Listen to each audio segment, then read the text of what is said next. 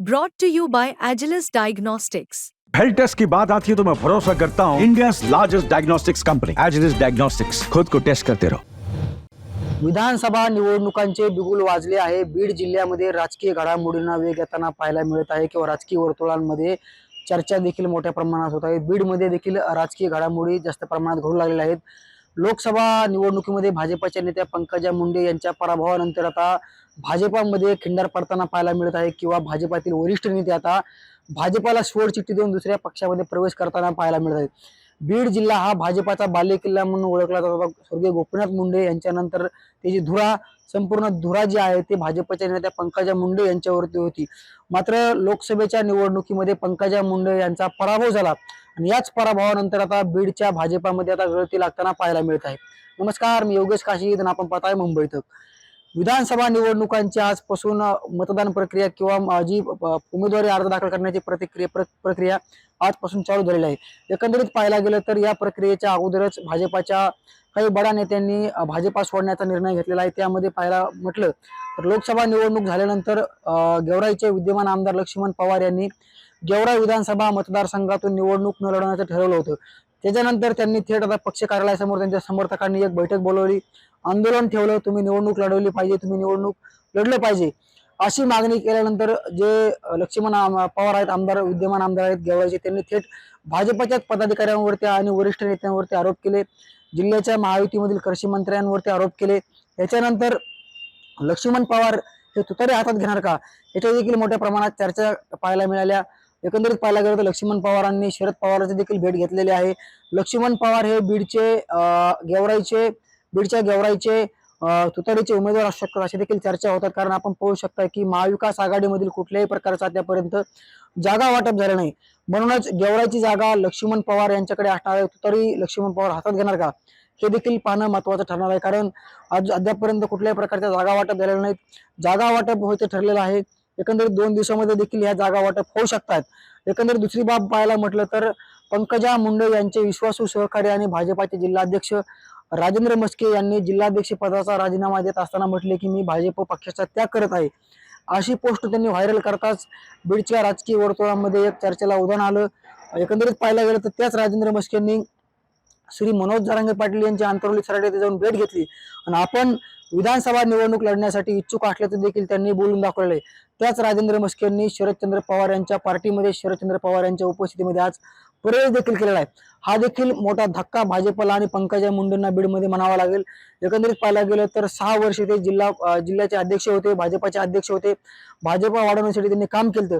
त्याच राजेंद्र मस्केंनी आता शरदचंद्र पवार यांची तुतारी जी आहे ती हाती घेताना पाहायला मिळत आहे। एकंदरीत पाहायला गेलं तर आपण जाऊया आष्टी विधानसभा मतदारसंघाकडे। आष्टी विधानसभा मतदारसंघाचं पाहायला गेलं तर सुरेश धस तिथले एकंदरीत पाहायला गेलं विधान परिषदेचे आमदार आहेत, त्यांची आमदारकीची टर्म संपलेली आहेत। सुरेश धस देखील तिथून इच्छुक आहेत विधानसभा निवडणूक लढवण्यासाठी, त्यांचा मोठा दांडगा संपर्क आहे कार्यकर्त्यांमध्ये। त्या सुरेश धसांच्या आष्टीमध्ये अजित पवार गटाच्या राष्ट्रवादीचे विद्यमान आमदार बाळासाहेब आजबे आहेत, ते देखील तिथे ठाण मांडून आहेत की राष्ट्रवादीची आष्टीची जागा आम्हाला सुटली पाहिजे, बाळासाहेब आजबेंना सुटली पाहिजे असं देखील अजित पवारांनी माध्यमांशी बोलताना व्यक्त केलेलं आहे। दुसरी बाब म्हटलं तर गेवराई विधानसभा मतदारसंघ, बीड मतदारसंघ आणि आष्टी विधानसभा मतदारसंघ या मतदारसंघामध्ये भाजपाच्या बुरुज जे आहे ते ढासळताना पाहायला मिळत आहे। एकेकाळी याच बीड जिल्ह्यामधून 2014च्या निवडणुकीमध्ये जवळपास 5 आमदार भाजपाचे निवडून गेले होते। एकमेव आमदार जे आहे ते बीड विधानसभेचे जयदत्त क्षीरसागर राष्ट्रवादीचे होते। इथे संपूर्ण फळी जी आहे ती पंकजा मुंडेंसह भाजपची निवडून गेली होती। मात्र 2019च्या निवडणुकीमध्ये त्यांचेच बंधू धनंजय मुंडे यांनी पुन्हा एकदा जंप घेत या ठिकाणं राष्ट्रवादी अजित पवार गटाची त्यावेळेसची राष्ट्रवादी होती, शरद पवार आणि अजित पवार एकत्र होते, त्यावेळेस 4 आमदार या बीड जिल्ह्यामधून निवडून गेले होते। आपादक म्हटलं तर केज विधानसभा मतदारसंघाच्या नमिता मुंद्रा आणि लक्ष्मण पवार हे असतील। गेवराई विधानसभा मतदारसंघाचे भाजपाचे विद्यमान आमदार लक्ष्मण पवार यांच्याबद्दल जर सांगायचं झालं तर लक्ष्मण पवार हे राज्याचे उपमुख्यमंत्री आणि भाजपाचे लीडर नेते म्हणजे देवेंद्र फडणवीस यांचे विश्वासू आमदार म्हणून लक्ष्मण पवार यांच्याकडे पाहिले जातं। मात्र याच लक्ष्मण पवारांनी आता तुतारी हातात घेण्याचं ठरवलेलं आहे। एकंदरीत पाहायला गेलं तर लक्ष्मण पवार येणाऱ्या काळामध्ये नक्की तुतारी हातात घेणार का आजपासून उमेदवारी अर्ज भरायला सुरुवात झालेली आहे. अवघे 3 ते 4 दिवस 29 तारखेपर्यंत हे उमेदवारी अर्ज भरण्याचं काम सुरू राहणार आहे. मात्र कुठल्याही प्रकारची अद्यापपर्यंत महाविकास आघाडीकडून यादी जाहीर नाही उमेदवाराची. त्यामध्ये पाहायला गेलं तर शरदचंद्र पवार यांनी 6ही जागांवरती आपला दावा कायम ठेवलेला आहे. एक आपादक म्हटलं तर दुसरीकडे जे उद्धव ठाकरे गटाचे माजी मंत्री त्याच मतदारसंघातून आता गेवराई मतदारसंघातून बदामराव पंडित यांनी देखील त्या मतदारसंघावरती दावा केलेला आहे. नक्कीच लक्ष्मण पवार यांना तुतारीकडून उमेदवारी दिली जाऊ शकते का, लक्ष्मण पवार येणाऱ्या काळामध्ये तुतारी हातात घेऊ शकतात का, हे देखील पाहणं महत्वाचं असणार आहे. विशेष बाब या ठिकाणी नमूद करायचे झाले तर बीड जिल्ह्यामध्ये जे मनोज जरांगे पाटील आहेत मराठा आंदोलनकारी, त्यांचं बीड जिल्ह्यावरती विशेष लक्ष आहे. मनोज जरांगे पाटलांची जन्मभूमी बीड आहे, माथुरी त्यांचं गाव आहे. म्हणून 6ही विधानसभा मतदारसंघावरती मनोज जरांगे पाटलांची विशेष लक्ष आहे किंवा त्यांचं या ठिकाणं संपूर्ण नियोजन झालेलं आहे. 6ही विधानसभा मतदारसंघामध्ये लक्ष्मण 6ही विधानसभा मतदारसंघामध्ये मनोज जरांगे पाटील आता उमेदवार देण्याच्या तयारीमध्ये आहेत. एकंदरीत पाहायला गेलं तर मनोज जरांगे पाटलाने 24 तारखेपासून आता विशेष बाब म्हणजे बीड जिल्ह्याकडे लक्ष देण्याचं ठरवलेलं आहे. 6ही विधानसभा मतदारसंघातील इच्छुक उमेदवारांची ती बैठक घेणार आहे. तसं म्हटलं तर ते 3-4 जिल्ह्याची विशेष बैठक घेणार आहेत. मनोज जरांगे पाटील बीड असेल, गेवराई असेल, आष्टी असेल, माजलगाव असेल, परळी असेल किंवा केज असेल, मनोज जरांगे पाटलानं ज्या अनुसूचित जाती जमातीच्या ज्या विशेष जागा आहेत किंवा आरक्षित जागा आहेत त्या ठिकाणी आपण उमेदवार देणार नाहीत. तसं म्हटलं तर बीड जिल्ह्यामध्ये केज विधानसभा मतदारसंघ हा एससी समाजासाठी आरक्षित मतदारसंघ आहे. त्या ठिकाणी आपण आपल्या विचाराच्या उमेदवाराला सहकार्य करणार असल्याचं देखील मनोज जरांगे पाटलांनी सांगितलेलं आहे. विशेष म्हणजे मनोज जरांगे पाटलांचं परळी विधानसभा मतदारसंघाकडे विशेष लक्ष आहे. धनंजय मुंडे इथले आमदार आहेत, जिल्ह्याचे पालकमंत्री आहेत आणि म्हणून धनंजय मुंडे आणि मनोज जरांगे पाटील किंवा मुंडे आणि जरांगे पाटलांचा वाद संपूर्ण महाराष्ट्राला माहीत झालेला आहे किंवा संघर्ष महाराष्ट्राला माहीत झालेला आहे. लोकसभा निवडणुकीमध्ये पंकजा मुंडे यांचा पराभव जरांगे फॅक्टरमुळे झाल्याचं देखील स्पष्ट झालेलं आहे. म्हणूनच मनोज जरांगे पाटलांचं परळीकडे देखील विशेष लक्ष असणार आहे. मनोज जरांगे पाटील परळीमध्ये उमेदवार देतात का हे देखील पाहणं महत्वाचं असणार आहे. मात्र अद्यापर्यंतच्या माहितीनुसार मनोज जरांगे पाटील हे परळीमध्ये उमेदवार देणार नसून ते आपल्या विचाराच्या उमेदवाराला सहकार्य करणार आहेत आणि धनंजय मुंडे यांना पाडण्यासाठी मनोज जरांगे पाटलांचं देखील मोठं लक्ष आहे. एकंदरीत पाहायला गेलं तर आपल्या विचाराच्या उमेदवाराला सहकार्य करून येणाऱ्या काळामध्ये ज्यांनी आरक्षणाला विरोध केलाय त्यांच्याकडे मी पाहणार आहे किंवा त्यांचा राजकीय सुपडा साफ करणार असल्याचं देखील मनोज जरांगे पाटलांनी सांगितलेलं आहे. पंकजा मुंडेंसाठी ही धोक्याची घंटा ठरू शकते. एकंदरीत पाहायला गेलं तर एकेकाळी भाजपाचा बीड जिल्हा हा भाजपाचा बालेकिल्ला म्हणून ओळखला जातो. मात्र हाच भाजपाचा बालेकिल्ल्याचे जे बुरुज आहेत ते आता ढासळताना पाहायला मिळत आहेत. लक्ष्मण पवार असतील, राजेंद्र मस्के असतील, उद्या जर जे आष्टी विधानसभा मतदारसंघामधून इच्छुक आहेत सुरेश धस हे देखील काय निर्णय घेतात, कारण विद्यमान आमदार बाळासाहेब आजबे आहेत, त्यांना जर उमेदवारी मिळाली तर सुरेश धस देखील बंडखोरीच्या तयारीमध्ये आहेत. तिथे अद्यापपर्यंत शरदचंद्र पवार गटाचा राष्ट्रवादीचा कुठल्याही प्रकारचा उमेदवार ठरला नाही. मग सुरेश धस तुतारी हातात घेतात का हे देखील पाहणं महत्वाचं असणार आहे.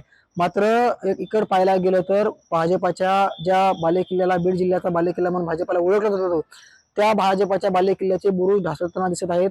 पंकजा मुंडे यांच्या पराभवानंतर पंकजा मुंडेंचं देखील लक्ष बीडकडलं कमी झाल्याचं आपल्याला पाहायला मिळत आहे. येणारा काळ ठरवणार आहे नेमकी आणखी भाजपमधून कोण कोण सोडून जातंय, कोणत्या पक्षामध्ये प्रवेश करतंय आणि मनोज जरांगे पाटील येणाऱ्या निवडणुकीमध्ये बीड जिल्ह्यामध्ये किती विधानसभा मतदारसंघामध्ये उमेदवार देतात. एकूण 6 विधानसभा मतदारसंघ आहेत. त्यामध्ये बीड, गेवराई, आष्टी, माजलगाव, केज आणि परळी या ठिकाणं किती उमेदवार देतात, कोणत्या उमेदवाराला पाटील सहकार्य करतात हे देखील पाहणं महत्वाचं असणार आहे. अद्याप तरी मनोज जरांगे पाटील यांचं बीडमध्ये विशेष लक्ष आहे किंवा मनोज जरांगे पाटलांचा फॅक्टर जे आहे ते बीड लोकसभेमध्ये पाहायला मिळाला. म्हणून येणाऱ्या विधानसभा निवडणुकीमध्ये देखील जरांगे फॅक्टर पाहायला मिळणार आहे असं देखील बोललं जात आहे. आपल्याला येणारा काळच ठरवणार आहे संपूर्ण की मनोज जरांगे पाटलांचा किती प्रमाणात इथे प्रभाव आहे, किती उमेदवार निवडून येतात. स्वर्गीय शिवसंग्रामचे नेते विनायक मेटे आणि राज्याचे भाजपाचे नेते उपमुख्यमंत्री देवेंद्र फडणवीस यांचे संबंध जे आहेत ते संपूर्ण महाराष्ट्राला माहीत आहेत. विशेष करून विनायक मेटे यांच्याकडे जे देवेंद्र फडणवीस आहेत त्यांचं विशेष लक्ष होतं, शिवसंग्रामकडे लक्ष होतं. मात्र त्याच शिवसंग्रामने लोकसभेमध्ये महायुतीच्या विरोधात भूमिका घेतली आणि बजरंग सोनवणे यांना सहकार्य केलं. मात्र मोठी बाब म्हणावी लागेल, शिवसंग्रामच्या ज्योती मेटेंनी देखील राष्ट्रवादी शरदचंद्र पवार पार्टीमध्ये प्रवेश केलेला आहे. त्या देखील बीड विधानसभा मतदारसंघातून इच्छुक आहेत. ते देखील निवडणूक लढणार असल्याचं त्यांनी देखील ठाम सांगितलेलं आहे. म्हणून येणाऱ्या काळामध्ये शरदचंद्र पवार कशी भाकरी फिरवतात आणि बीड विधानसभा मतदारसंघात कोण उमेदवार देतात, आष्टी विधानसभा मतदारसंघात कोण उमेदवार देतात किंवा गेवराई विधानसभा मतदारसंघात कोण उमेदवार देतात हे देखील पाहणं महत्वाचं असणार आहे. मात्र अद्याप तरी पंकजा मुंडे यांचा जो बालेकिल्ला म्हणून ओळखला जायचा, भाजपचा बालेकिल्ला म्हणून ओळखला जायचं, या बालेकिल्ल्याचं बुरुज जे आहे ते आता ढासळताना पाहायला मिळत आहे. महायुतीतील भाजपाची आता दमछाक होताना कुठेतरी पाहायला मिळत आहे. म्हणून येणारा काळ हा भाजपासाठी वाईट काळ असणार आहे असं देखील काही जाणकार मंडळीकडून बोललं जात आहे. याचं कारण सांगायचं झालं तर एकंदरीत धनंजय मुंडे यांचं या जिल्ह्यावरती असलेली वचक आणि वाढत चाललेला जनसंपर्क, एकंदरीत पंकजा मुंडे यांच्या हातामध्ये या बीड जिल्ह्याच्या चाव्या होत्या.